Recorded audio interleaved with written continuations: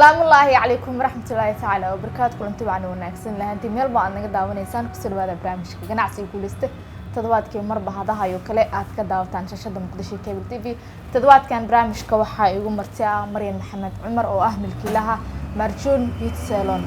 Maryan ku soo dhawaada barnaamijka ganacsiga guuleysta ee Allaaba ka baxa Muqdisho Cable. xamaasan taalaalo aan ku dhawahay Muqdisho Cable TV aad waa gartay waxaa rabnaa maanta inaad barnaamijka ganacsiga guuleysta aad nagala qayb qaadato taariikhda kooban ee salonkaaga uu soo maray xilliga la aasaasay iyo xilliga fikirka ku dhashay aan jeclahay inaad nala wadaagto. xamaasan tahay taariikhda kooban haddaan ku siiyo fikirka xilliga ugu dhashay waa long term laakiin xilligii la aasaasay waa 2020ka bishii 7. waa gartay sababaha loo aasaasay Marjun Beauty Salon wax may nooga sheegi kartaa bulshada aanan ogeynaysa wax ugu ogaadaan? waan kaaga sheegi karaa waxaan u aasaasnay baahidaha oo haweenka ay qabaan inaan ku daboolno sida waxbarashada hadday tahay shaqo oo dumarka ay ka helaan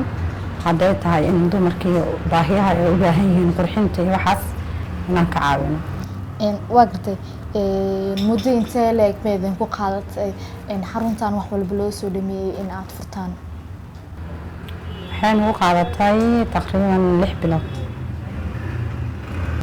waa gartay weli qaybii hore ee barnaamijka ayaan ku guda jirnaa ma filaysay in xaruntaada ay ka mid noqon doonto ganacsiyada ka jira magaalada Muqdisho ee Durbahir galay ee guuleystay? waan filayay ganacsi marna waa khasaar waa sax marna waa guuleysanaysaa haddii waxa aad qabanayso wax badan ka soo fikirtay soo fiirisay khasaarihii faa'iido wixii kaaga imaan karo amba aqoonteeda leedahay waxay rajada tahay inaad guuleysanayso. waa gartay marka la yiraahdo bulshada waxaa jirto siyaabo kala duwan ee xarunta ay ku bartaan Marjun ahaan marka la yiraahdo bulshada sidee u barteen ay u yimaadeen? صح سؤال هبون bulshada horta waxay nagu barteen waji furnaan waxay nagu barteen adeeg dhameystiran oo sida ay jecel yihiin lagu qabto oo iyagoo qanacsan ay baxayaan qof markay maanta ku imaato aad si fiican u sameyso ee goobtii ay rabtay amba barnaamijka ay lahayd ay tagto qolo kale oo dumar kale oo meesha jooga arkaayo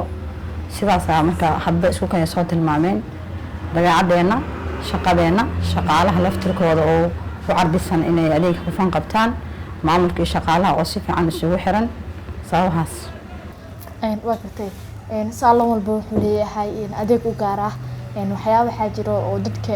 salonada kale ay ku kala duwan yihiin Marjun ahaan salonada ka jira caasimadda service noocee ama maxay kaga duwan tahay? waxaan kaga duwanahay isleeyahay marka hore inaan shaqaalaha iyo maamulka oo isku xiran yahay oo wada shaqayn fiican ay ka dhaxayso customerka imaadana soo dhaweyn qurux badan oo markii hore helo adeeg dhameystiran oo rabay oo helo iyo wax badan oo qof kastaba shaqadeeda waxa u gaar ah sirtaasan isleeyahay. waa gartay ka waran wax saameyn ah midin ku yeeshaan salonada idin la midka ama goobaha ganacsi ee waxa aad qabtaan والله ما لأنه أنا راح أودنا هوشنا طبعا مقالة وين تهي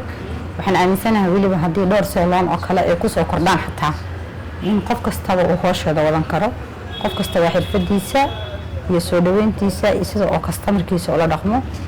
مقالة ومقالة أدوين ونباحن إن لوس وكردية ولي waa gartay ma jiraan shaqooyin ka baxsan in aad dadka service ah u qowtaan haday noqoto qurxinta si dabiici ah dadka loo qurxinayo haday noqoto aroosadaha ama cilaanka ama makeup-ka waxa qurxinta idin marka la yiraahdo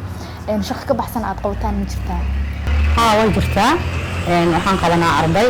oo wax soo saar aan u yeelno wax barno oo si ay shaqooyin u helaan waxaa jirto gabdhaha sidoo kale daawooyinka isticmaala aan daaweyno si dabiici aan u daaweyno iyo fikrado kale oo wili aan rabno noo soo hirgalan oo insha Allah aan rajaynayno inay hirgalaan. waa gartay qof walba hami ayuu leeyahay ama heegsi marka la yiraahdo salonkan waxaa tahay ownerka ama qofka iska leh maxay hiigsanaysaa marjoon marka la yiraahdo in maanta meeshay taagan tahay inay ka talaabtaa maxaramo kale inay furataa mise inay wax kale soo gudbiso horta waxaan hiigsanaynaa ganacsi cusub oo weli aan Muqdisho laga hirgelinin fikirkeeda oo aan leeyahay oo aan jeclahay markii maalinteeda noqoto insha Allah inaan soo bandhigo oo salon iyo wax duman ku taxalluqa ah qurxintooda iyo laakiin qaabka aan hadda loo shaqeeyo Muqdisho qaab ka duwan ah insha Allah mustaqbalka dhow waa gartay ganacsi walba wuxuu leeyahay caqabado maxaa caqabado kala kulantay inta aad shaqadan aad ku guda jirtay wallahi horta ganacsiga dhexdiisa waxa caqabado kala ma kulano laakiin tan kale caqabad ahaan magaalada aan la simannahay oo amniga magaalada waa iska ogtahay shaqo seeloona waxa laga baxaa xilli dambe mana amaankaas iyo waxaas iyo waxa la kulanaa inkastoo ay sii buurneen laakiin wax kale oo caqabada ma waa gartay marka la yiraahdo ganacsi walba qof ayaa dah gadaashiisa joogo yaa kamid ah oo ka caabiyay ganacsigaaga maanta halka uu taagan yahay in uu soo gaaro hartiga ay fikir karta qofka ayada oo ka dhashay oo ka bilowda fikirkan oo iga dhashay iga bilowday sax waa qof kasta oo garab leedahay walaalahay wad igu dhaw asxaabteeda ah ma sha Allah waa gartay sirta guusha ganacsigaaga wax ma inooga sheegi kartaa sirta guusha ganacsigaaga waxaan leeyahay ku horta waa daacadnimo in dadka aad u adeegto waa samir iyo inaad shaqada aad qabanayso aad u tahay professional waa intaas waa gartay qayb dambe ee barnaamijka ayaan isla soo gaarnay sidee u aragtaa in aad qayb aad ka noqoto barnaamijka ganacsiga guuleystay ee Muqdisho kale waan ku faraxsanahay idinkan waxaa idin mahad celinayaa sida sharafta leh aad noogu timaadeen oo aad noo wareysateen sidoo kale idinkan waa idin mahadnaqaaya waa gartay maryan marka la yiraahdo gabdho waxaa jira inay ganacsi bilaabaan jecel gabdhahaas maxaad fariin oo aad gaarsiinaysaa maadaama aad tahay qof khabiir ah oo businesskii ama ganacsigii ku dhex jira aad tahay waxaan gaarsiinayaa in aysan hamigooda horta aysan ka nusqaamin aysan raan maalintii ahaatana wax kastoo lagu dadaalo oo aad jeceshahay waa samayn kartaa inay niyad iska galshaan waa samayn kartaa waana samayn karaan waa gartay waxyaabaha aad qabataan wax yar ma inooga sheegi kartaa haddii noqoto ama make-upka iclaanka salonada idil ayaa ka wada siman massage ma bixisaan iyo waxyaabo service kale ah horta make-up iclaan iyo wax kastoo dumar ku saabsan wada qabanaa laakiin massage-ka maya sababtoo ah meesha nagu yar anaa mustaqbalka waxaa rajaynayna inaan soo kordhin waa insha Allah laakiin inta kale qurux dumar oo dhammaystiran waan qabanaa waa gartay sida aad hore ka dhawaajisay waxaa tiri waxaa sameynaa oo aan bixinaa gabdhaha kiimikada markay isticmaalaan oo wajiga ka halaaba ayaa waxaa u sameysaan daawooyin ah qofka daawooyinka sameynaya ma khabiir wax hore u soo bartayba mise adiga ayaaba sameeyo oo khabiir ah horta anigaa sameeyo gabdhaha daawooyinka isticmaalo macnaha waxay ku bedelan karaan wax dalkooda laga wada helo oo dabiici ah sida tinta laftirkeedaan sameynaa dadka oo go'ay wax uga imaado wax dabiici ah oo dalkeeni laga helayo un baan ka sameynaa kiimikada gabdhaha saas aan ugu joojinaa waxay ka maarmi karaan oo na qurxin karo jirkoodana oo nadiif ku noqon karo oo qurux ku noqon karo intaas aan u sameynaa waa gartay marka la yiraahdo xarun marka laga shaqeynayo make-upka wuxuu u baahan yahay xirfad waaye oo la barto gabdhaha xaruntaada ka shaqeeya sidee ku soo xulataa ma exam baa soo marisaan marka aad qaadanaysaan ama shaqaale ahaan aad u qaadanaysaan gabdhaha horta xarunteena ka shaqeeyo waxaan ku soo xulanaa marka hore week qofka haddii tahay qof wax taqaano oo gacanteeda fadhiso horta tijaabada marka koow laga qaado aan ku qanacnaan ku qaadanaa haddii tahay qof oo macnaha u baahan garab qabasho ma niyad jibino